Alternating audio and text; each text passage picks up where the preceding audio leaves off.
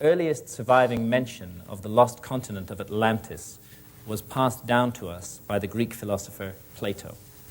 And Plato got his information, he said in the Timaeus, from Solon, an earlier Greek philosopher. And Solon, in turn, and lawmaker, got his information from an Egyptian priest, a priest of Sais in the Delta.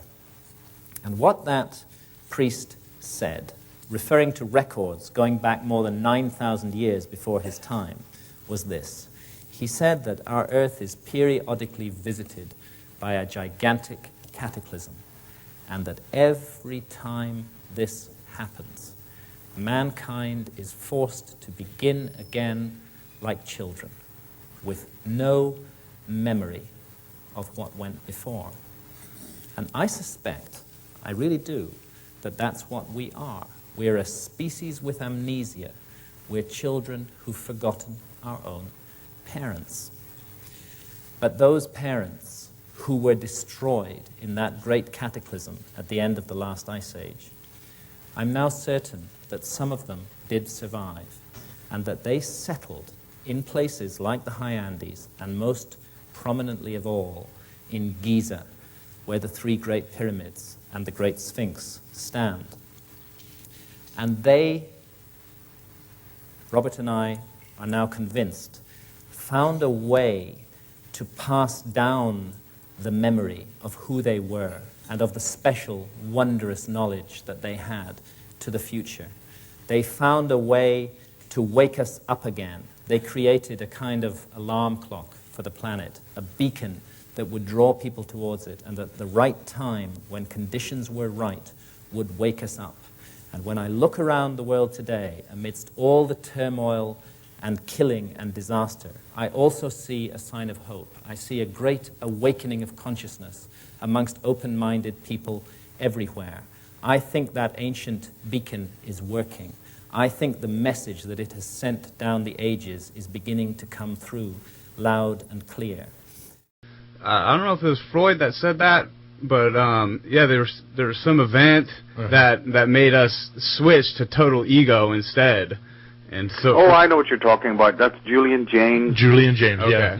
Yeah. Yes, it's there, and many psychologists are toying with that idea. It's very central to my work. I think I briefly mentioned it earlier, that there has been historical traumatic events that have taken place, earth changes and what have you, many events, that then did actually actually brought about, actually literally brought about the kind of consciousness that we have today. Yes.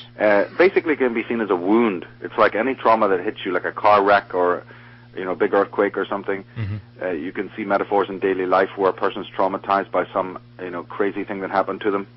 Or even if you try to slip on a banana peel, the whole of your body goes into becomes spastic. So this act of trauma happened on a global scale, perhaps not even once, but many times. Yeah, I believe many times. And it brought what we call the ego into existence. So we're healing from this wound, and that's the way I try to use that metaphor.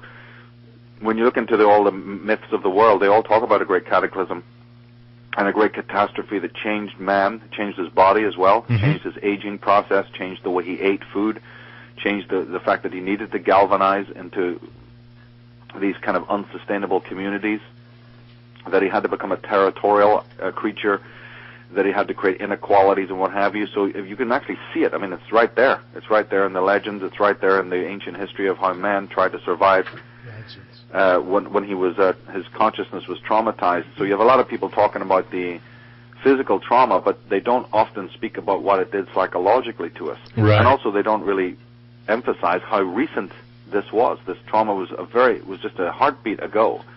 And so most human beings today are reeling still psychologically. It accounts for a lot of things that go on psychologically. But how it ties into my work is that I see that the world controllers have used that fact to their own benefit. I agree. It's like anybody coming in a state of trauma. When you're weak, when you're disoriented, this is when you're vulnerable to colonization from outside. That's why they're doing what they're doing now. They're creating more wounds, shall we say, with terrorist activity and all this, war and chemtrails, poisoning our food. Exactly, everything. And they're keeping our minds distracted totally from what we need to be doing. Now, Nate, you were talking about something about legends. Oh, no, yeah, just I'd like you to get into, we have William here. He's an Irishman. Irish Native American. I got a lot of Scottish in me, and I heard you talking about the legends and how they pertain to a lot of what's going on today, basically. Oh, absolutely, absolutely. And this act, the physical fact of it, the physical earth changes, the trauma that took place is now known to have existed. This is a scientific fact. And it changed the land masses, it changed the location of where people existed. They had to move. I mean, this is what I'm talking about here is literally the fall of Atlantis, the fall of the ancient continents of old. And then, of course, the subsequent movement of their gnosis, the knowledge that had been there, the herbal knowledge, the knowledge of the elements, the knowledge of animal behavior. I mean, an incredible archive stretching back far longer than we're ever taught officially, had to end up certain places. And it's in Ireland and in England, which was where some of this knowledge came. It went to other places as well. That's where the Native American Indians and even the Southern American Indian groups, some of them got this similar knowledge, this dispersion. Yeah. And even in the Indus Valley you have it. But a great kernel of wisdom was preserved in the aftermath in British Isles and in Scandinavia, and then from there spread out, throughout the world for a period of time. And in my work on that subject, I've shown that in the mythologies of the British Isles, Scotland, Wales, England, and Ireland, in their early mythologies, when you have the what appears to be the migration to the British Isles of these highly advanced races, actually that's been those stories have been concocted because those migrations did occur, but they were returns.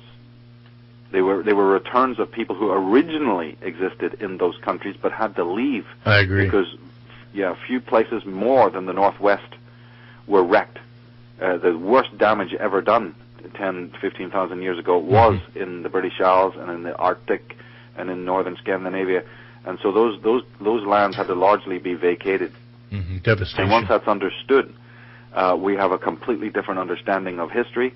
We have now understand why you find fair-haired or red-headed people in the furthest reaches of China, in the furthest reaches of India.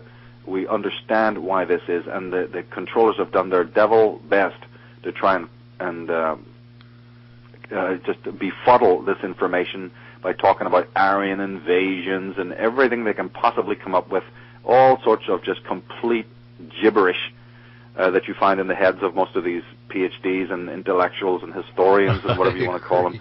And they just buy into all this rubbish. I love it. And can't explain, how there's so much similarity, not just in the language and the etymology. I mean, they've lied and lied and lied about the origin of Hebrew, the origin of Aramaic, the origin of the Egyptian civilization.